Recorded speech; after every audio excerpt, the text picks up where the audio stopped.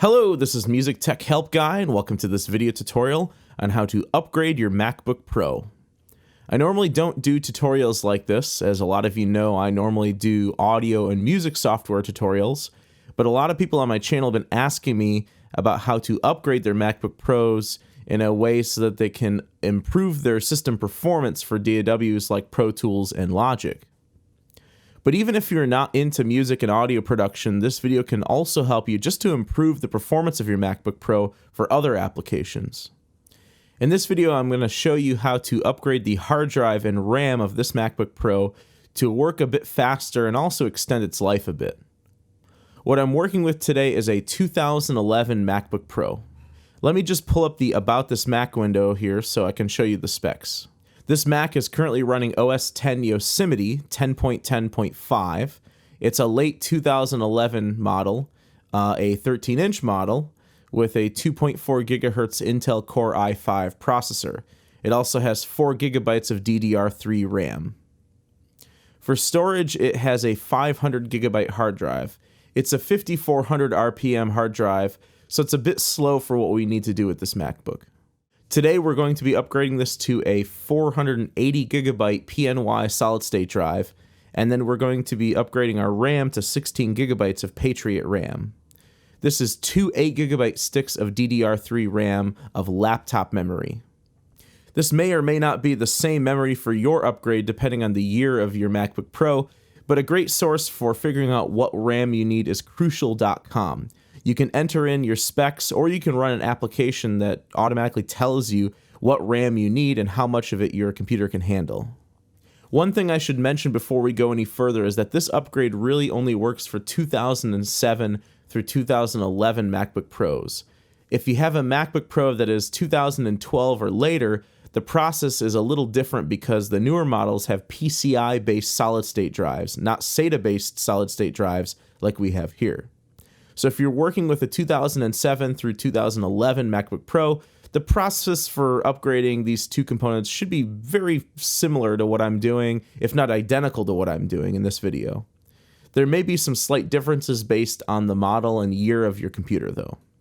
So let's talk about cost. All we have to upgrade is the solid-state drive and RAM. For me, the cost of the new solid-state drive was about $150 US, brand new in the box. The Patriot RAM I just had sitting around, but I paid a little bit more for it a couple years ago than you can now. Right now, you can get two 8 gigabyte sticks for around $80 US.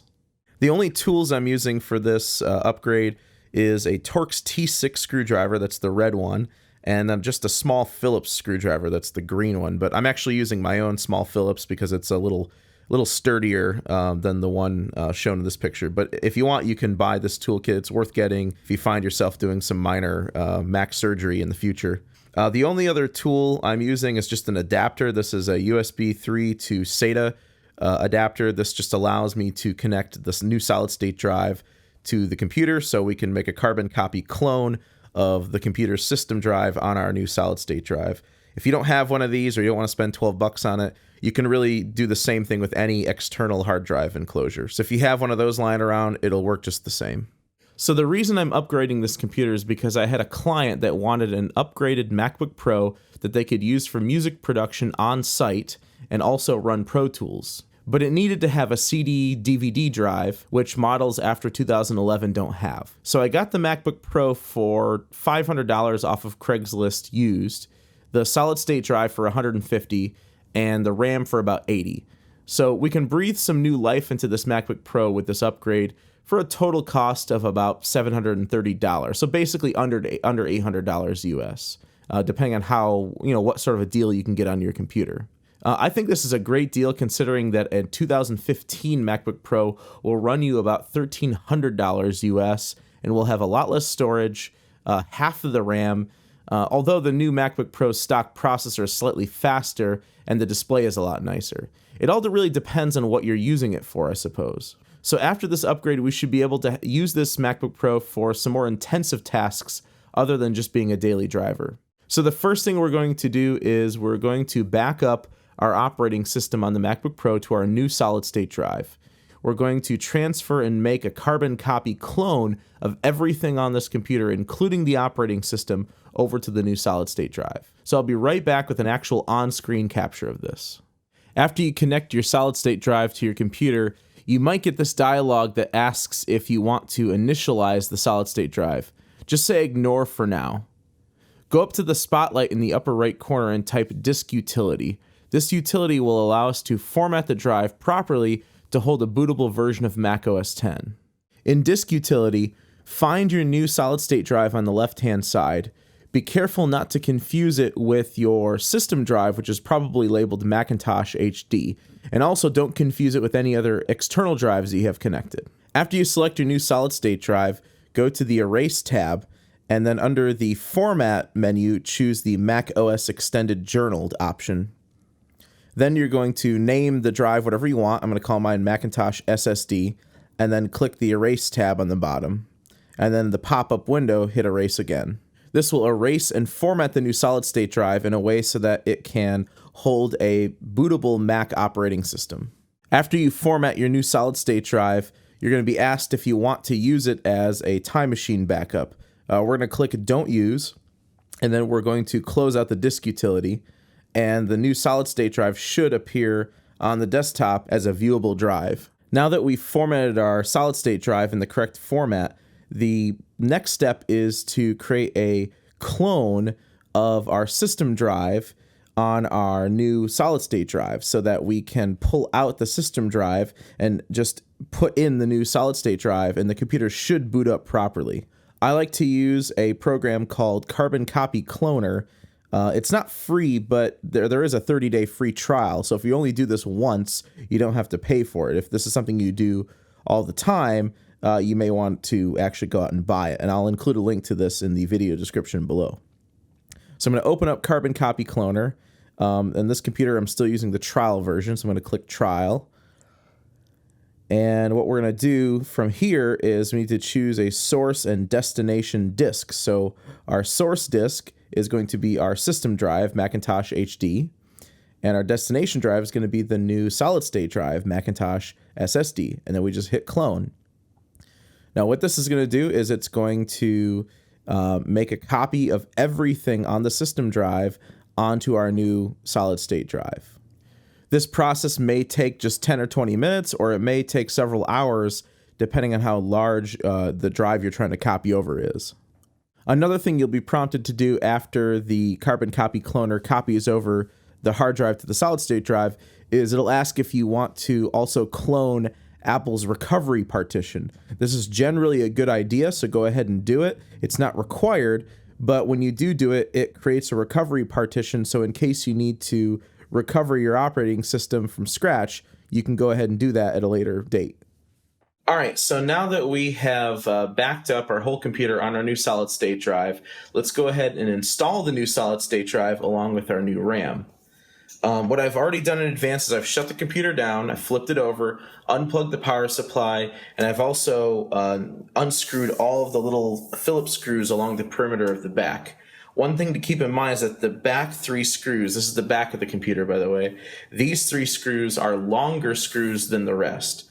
So they're a little bit longer than the others. The others are pretty short screws. And one thing to remember about these back panel screws is that they strip really easily. So just be very careful as you untighten them and tighten them. You don't want to strip them out. So let's pull this back panel off. What we've got going on here is we have our RAM sticks, we have our super drive, which is our DVD CD drive, we have our hard drive, our power supply, our CPU cooler. One thing you want to make sure you want to be very, very careful about before you touch anything on the inside is make sure, first of all, you're working in a static-free workplace.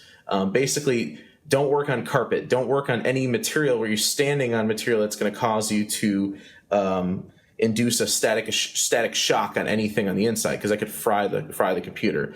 Another thing you can do is make sure you touch the case, the outside case, because you can ground yourself to the metal of the outside case, and that will also, if you have any static shock on you, will get rid of that static shock so you don't fry anything in your computer.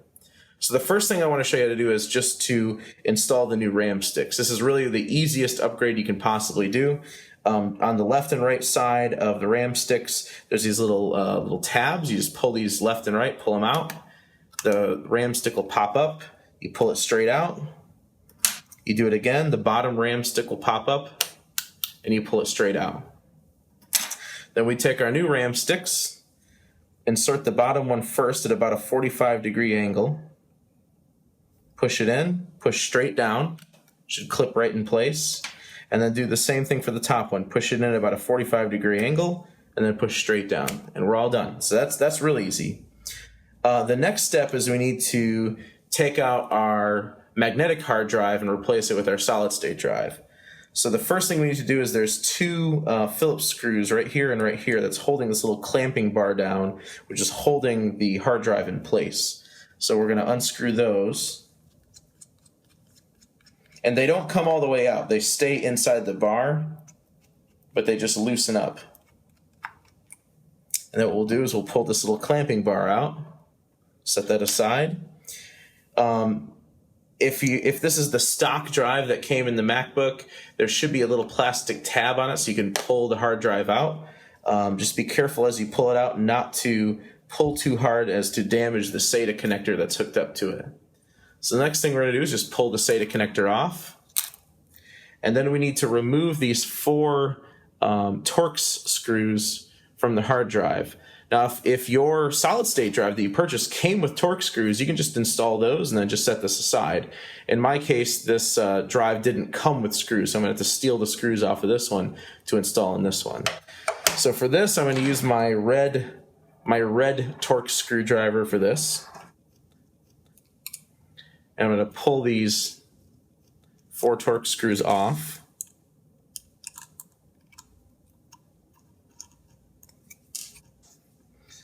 And after I pull the Torx screws off, I'm also going to pull the little plastic sticky strip off.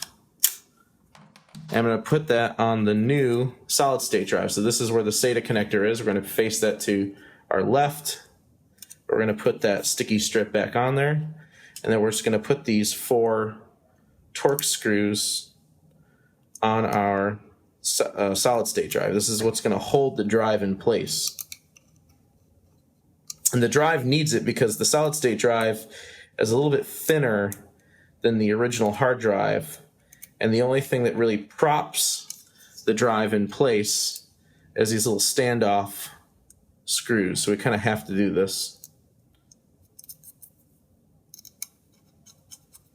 Again, you can use the red Torx screwdriver from the Mac screwdriver kit, or you can find a third-party Torx screw set. All right, so we're just going to take our SATA connector, plug it right into the end of our solid-state drive, push that in. We're going to put our solid-state drive right in place. And we're going to take that little bar that we took off earlier, put that in place. Use our Phillips screwdriver to screw that down. Again, being careful not to over tighten. So we want to strip these things out. And our upgrade is complete. So now all we have to do is put the back cover back on and screw in all of our backplate screws. So I will do this off screen, and I will be right back. All right, this is the moment of truth. Let's see if our MacBook Pro boots up with our new solid-state drive and RAM upgrade. And you may find after you install new components, it takes a few extra seconds to boot up the first time around. At least in my experience, that's what happens.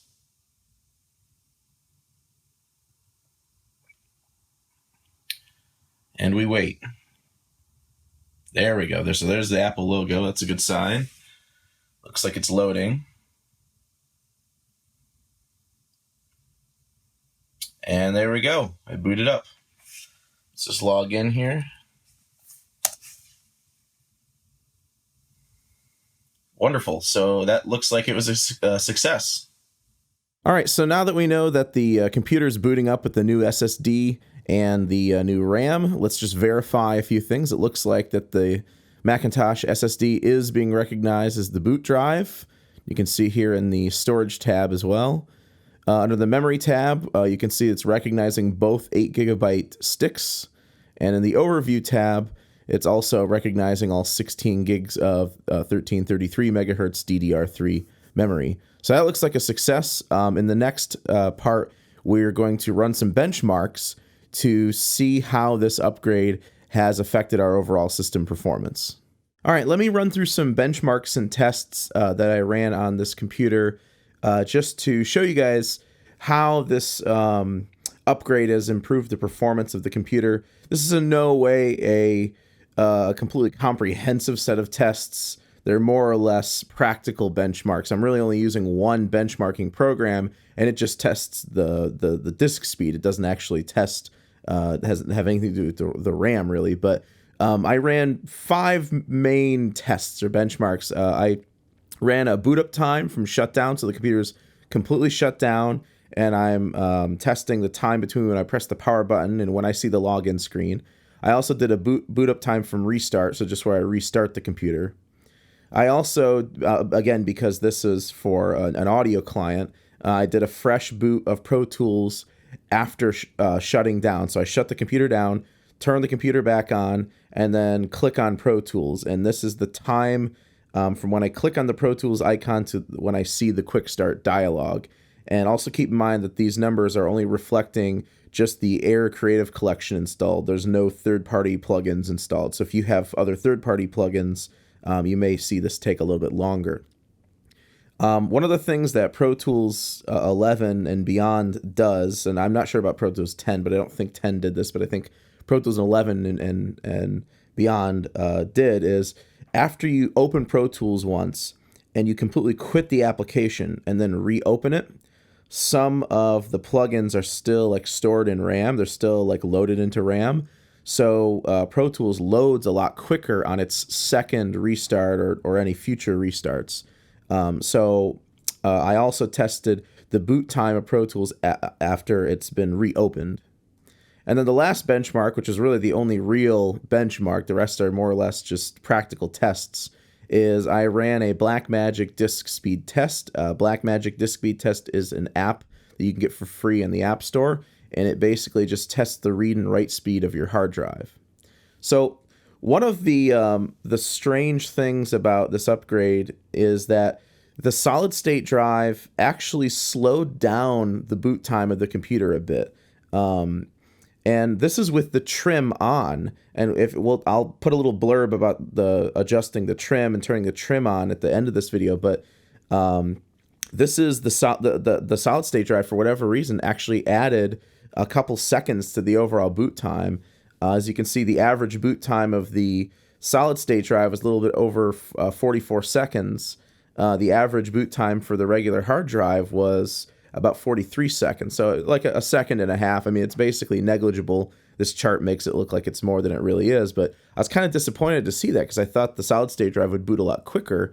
And oddly enough, I've done this same upgrade on like a 2008 MacBook Pro with a Samsung hard drive, and it cut the boot time in half. So I guess this goes to show that the results can be different from drive to drive and computer to computer. The restart time, same results. The average boot time on a restart with the solid state drive is just over 47 seconds. The average restart time with the hard drive was just over 45 seconds. So again, we gained a couple seconds. That's bad. Now, that's pretty much it for the disappointments because everything else about this upgrade was great. Pro Tools booting with the solid state drive was about 11 or 12 seconds on average, which is really, really blazing fast. Pro Tools is notorious for taking forever to boot. With the standard hard drive, it took almost 30 seconds for Pro Tools to boot. So we basically cut our boot time of Pro Tools almost to a third of what it was with the original hard drive. Now, the second boot wasn't quite as impressive. The average boot time for Pro Tools the second time with the hard drive was about 10.5 seconds. The solid state drive shortened that by about a second to about 9.5 seconds. So not quite as impressive here, but still an improvement. The biggest improvement is the read and write speed of the disk. Originally with the original hard drive, the drive could only read and write, and it maxed out at about 75, 76 megabytes per second. With the solid state drive, it maxed out at around 400 megabytes per second. So we've more than quadrupled our read and write speed. So this brings me to my last point. I don't want to really go through a ton of other official benchmarks, because really what matters the most is just overall performance. How does the computer work for you? Does it make things open faster? Does it make things run smoother? And I sat here and I used this computer for a day. I actually waited a day and played with the computer and worked with it, opened some sessions, just to get an overall idea of what improvements were made, just to give you a more subjective, a subjective opinion of what this upgrade has done. Overall, apps seem to open a lot faster. They seem to run a lot smoother. There's less glitchiness in the performance. Anytime I have to open a file, save a picture, save a document, it seems to run a lot faster. Anytime I need to render something, like render an audio file, render elastic audio, bounce something, it always seems to move faster. And that all is an improvement made because of the solid state drive that we installed. The RAM is a little bit more difficult to test, but you'll definitely see it in your DAW performance, particularly when you can, because you can load more simultaneous plugins without system overload errors. You can also load more virtual instruments, especially those that are sample-based, without a bunch of system overload errors. And one thing I've really noticed with this upgrade is Pro Tools runs a lot smoother at lower buffer sizes, whereas before I might have had to bump my buffer size up to 64 or 128 while recording, and also, get rid of any plugins that I have. I can actually kind of run a few plugins and record at the same time with a 32 or 64 sample size for my buffer size. I know buffer size really has more to do with the processor and less to do with the drive, but the RAM does affect it as well, mostly indirectly because of what plugins you're running. The number of plugins you can run and the number of virtual instruments you can run is highly dependent on how much RAM you have. So again, overall, I think the upgrade was a complete success. The computer runs a heck of a lot faster. Everything just seems to run smoother. Every session I opened ran smoother. I could add more and more plugins without issues. One last thing I wanted to talk about before I end the video was this Chameleon SSD Optimizer. It's a free app that allows you to enable the trim on your solid-state drives. Part of the problem with working with third-party solid-state drives is that the software that comes with them to enable certain features is always a Windows application. You can't run it on a Mac, so you have to get a third-party application like Chameleon to actually enable the trim on the drive. Sometimes when you pop the drive in, the trim will just be enabled and everything will work fine. Other times it won't be. So if you find that your solid-state drive is underperforming, you can use this app to enable the trim, and it should fix those performance issues. So I hope you enjoyed the video. I know this isn't normally the type of tutorial I do, but this video is essentially a test run for maybe some future videos that are similar to this. I thought about doing some videos where we do computer builds that are specifically for audio within a budget, because a lot of people ask me all the time, my MacBook Pro or my iMac or my MacBook, they're not really running the way I expected with Pro Tools and Logic. And my answer a lot of the time is, instead of buying an expensive MacBook Pro or iMac, you could have purchased an old Mac Pro Tower, and if you just knew how to upgrade it, you actually could have gotten a computer for a lot cheaper that's actually a lot more powerful than your MacBook Pro and will function better for music production. This is a topic that I've thought about getting into a little bit, doing a video here and there, just doing some computer builds specifically for audio and music and recording. So let me know in the comments section if there's any ideas for builds that you're interested in, or if you like the idea, if you don't like the idea. I'm going to try next time if I do another video like this to actually get some better footage, not iPhone footage. Maybe get some 4K or at least 1080p footage. So again, I hope you enjoyed the video, and thanks for watching.